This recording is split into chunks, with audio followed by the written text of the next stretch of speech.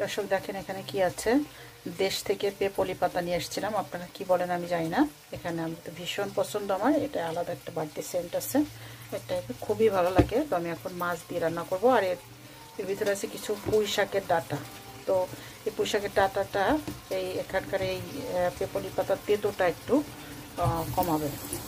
তো আমি এখন মাছ দিয়ে বোনা করবো, এরপরে আপনাদের জন্য ভিডিও পোস্ট করবো, দেখবেন।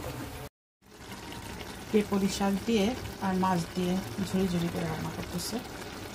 পেপলি শাক আপনাদের কার কার পছন্দ, সুন্দর করে রান্না করতেছে, অনেক মজা হবে। আমি কিন্তু এভাবে ঝোলটা নিয়ে ফেলবো, একদম চচ্চড়ি মতো করে ফেলবো, দারুণ মজা লাগে। কিন্তু শাকটা খেতে একটু তিতো তিতো লাগে, আর হচ্ছে আলাদা একটা রকম স্মেল আছে।